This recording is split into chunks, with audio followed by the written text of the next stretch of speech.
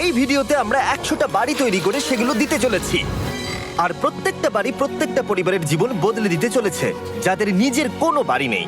আর এটা ওরা জানে না। আমরা একটা বাড়ি বানিয়ে ফেলেছি। তোমাদের চোখের কাপড়টা খোলো আর পিছন ফিরে দেখো, এটা হলো তোমাদের নতুন বাড়ি। ওয়াও, ওর রিয়াকশনটা একবার দেখো। ওরা এখন খুবই আনন্দিত।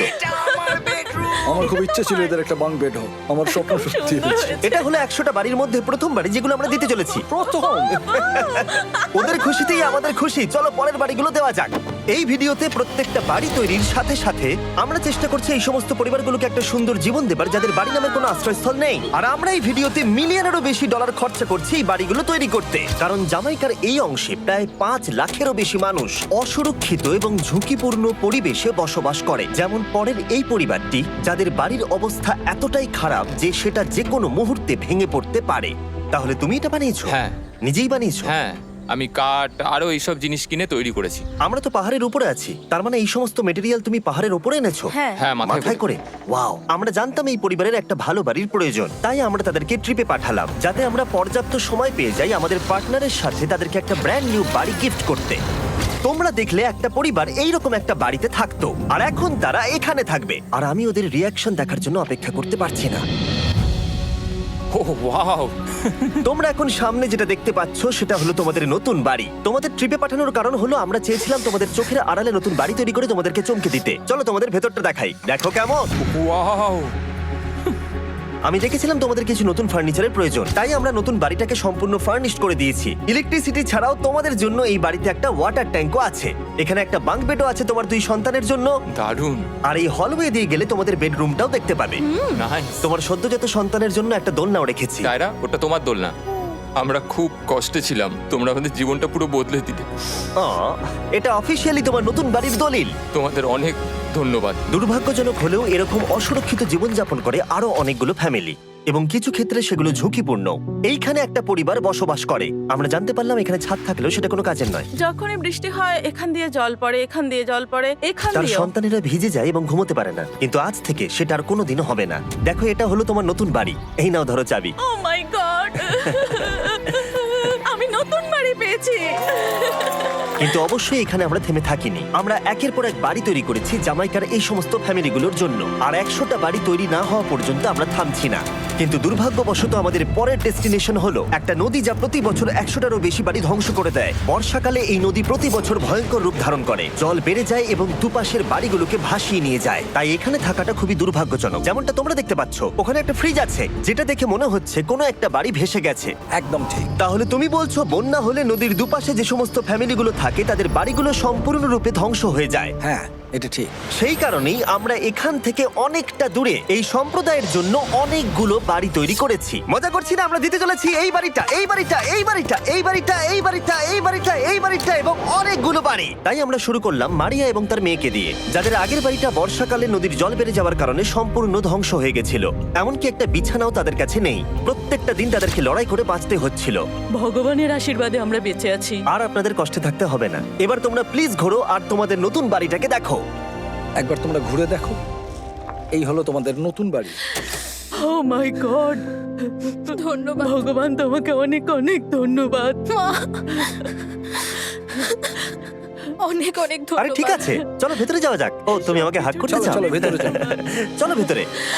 ও, কি সুন্দর। আর ওরা যখন নিজের বাড়িতে ঘুরছিল তখন ওরা জানতো না এই বাড়িটা ওদেরকে ফ্রিতে দেওয়া হচ্ছে। সারপ্রাইজটা কি বলনি? না, না। আরে সারপ্রাইজটা ওদেরকে বলে দাও। তোমাদের টাকা দিতে হবে, এই পুরো বাড়িটা তোমাদের। সৃষ্টিকর্তাকে অনেক অনেক ধন্যবাদ। নতুন বাড়ির জন্য অভিনন্দন। তোমাকে অনেক ধন্যবাদ। এটা ফ্রি শুনে ওরা খুবই খুশি হয়েছে। আমি কি এখানে শুতে পারি? হ্যাঁ, তুমি শুতে পারো। ও, আমার এখানে ঘুমোতে ইচ্ছে করছে।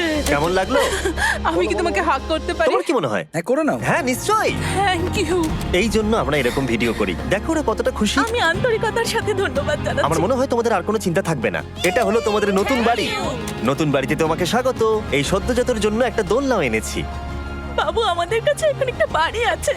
আমার পেছনে এই মানুষগুলোকে দেখতে পাচ্ছ যাদেরকে আমি চোখ বেঁধে দাঁড় করিয়ে রেখেছি? আমরা কিন্তু এদেরকে কিডন্যাপ করছি না।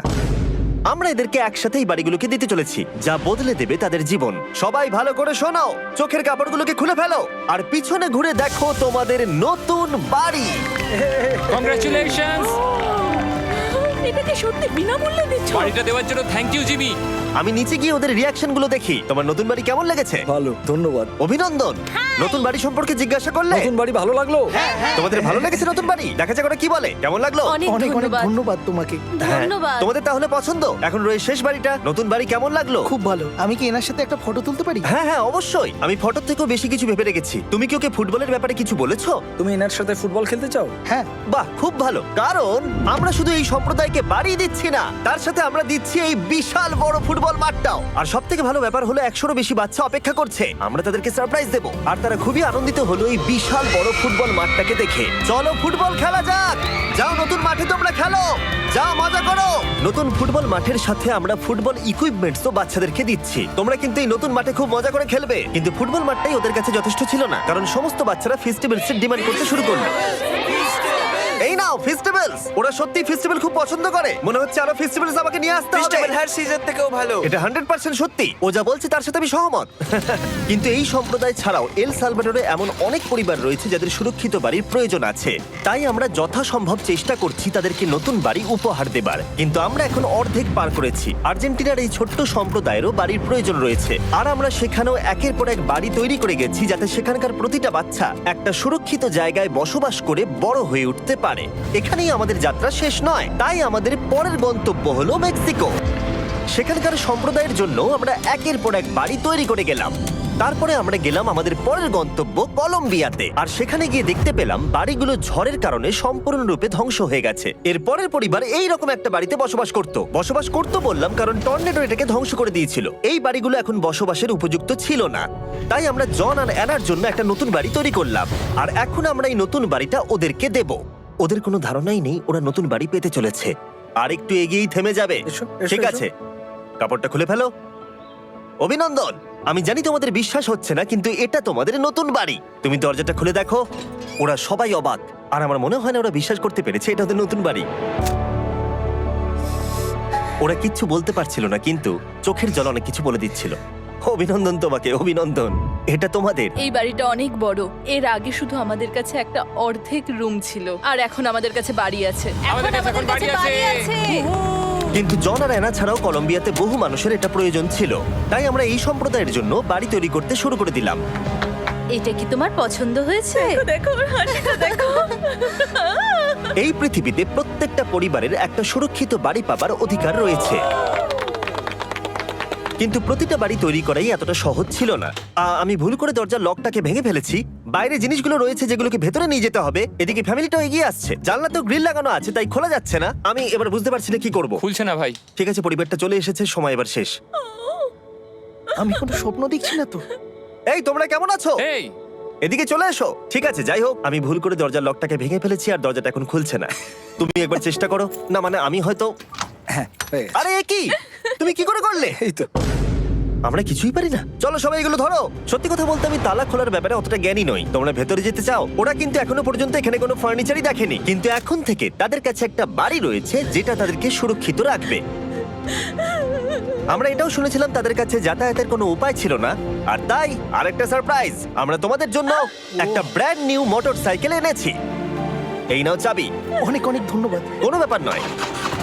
ইয়েস, এখন তোমার কাছে নতুন বাড়ি আছে আর মোটরসাইকেল আছে। আর এই পরিবারটা ছাড়াও আমি লক্ষ্য করেছি যারা বাড়ি পেল তাদের বাড়ি ছাড়াও যাতায়াতের সমস্যাও ছিল, আর আমি এখন সমাধান করব। হলো এটা। আমরা এই গ্রামের প্রতিটা বাচ্চাকে বাইসাইকেল দিতে চলেছি। ধন্যবাদ মিস্টার বিশ। কোনো ব্যাপার নয়। ধন্যবাদ মিস্টার বিস্ট। কলম্বিয়াতে এতগুলো বাড়ি বানানোর পরেও আরেকটা বাড়ি বাকি ছিল যেটা আমরা উপহার দেব। আর শেষ পর্যন্ত 100তম বাড়ি। চোখের কাপড়টা খুলে ফেলো আর তোমাদের নতুন বাড়িটাকে দেখো। থ্যাংক ইউ সো অভিনন্দন মাচ। তোমাকে, অনেক অভিনন্দন। বড় উপকার আরে, করলেন আপনি। যাও ভেতরে গিয়ে দেখো। ওয়াও আমার সব পার্টনারকে শাউট আউট যারা বাড়িগুলো বানাতে সাহায্য করেছে। তার সাথে তোমাদেরকেও শাউট আউট, কারণ তোমরা এই ভিডিওগুলো না দেখলে আমরা এই 100টা বাড়ি বানাতে পারতাম না। আর চ্যানেল যদি এভাবে গ্রো করে আমি আশা করব ভবিষ্যতে 1000টা বাড়ি বানাবো। দেখার জন্য ধন্যবাদ। লোকটির প্রসঙ্গে শর্মা কোনো কিছু জিজ্ঞেস করলেন না, যেন দেখা পর তার সব কৌতূহল মিটে গেছে। ভাত খাওয়ার সময় নিজে দু একটা কথা বলেন, যেমন একবার বলেন, তুমি কোণে আছো, ঝাল কম খাও। ছেলেটি তার জবাবের জন্য অন্য এক রকমের ভঙ্গিতে মাথা নাড়ালো। দ্বিতীয়বারে বললেন, ছোট ছোট মাছ তুমি খেতে পারছো না দেখি আস্তে আস্তে খাও, আমি একটা ডিম ভেজে নিয়ে আসি। ছেলেটির কথায় খাওয়া বন্ধ করে চুপ করে বসে রইল। ভাজা ডিমের জন্য প্রতীক্ষা। ব্যাপারটি মতিন সাহেবের বেশি মজার মনে হলো। সাধারণত এই পরিচয় সবাই বলে না না লাগবে না লাগবে না। খাওয়া দাওয়া শেষে ওই যে বদলে আলম বললো আমাকে সবার জায়গা দেখিয়ে দিন। মতিন সাহেব বললেন এখনই সবে কি বর্ষ কথাবার্তা বলি, স্বাধীন বাংলা বেতার শুনবো না? জিন্না স্বাধীন বাংলা বেতার শুনবার মতো আমার কোনো আগ্রহ নেই। বললো কি তুমি কখনো শোনো না? শুনেছি মাঝে মাঝে।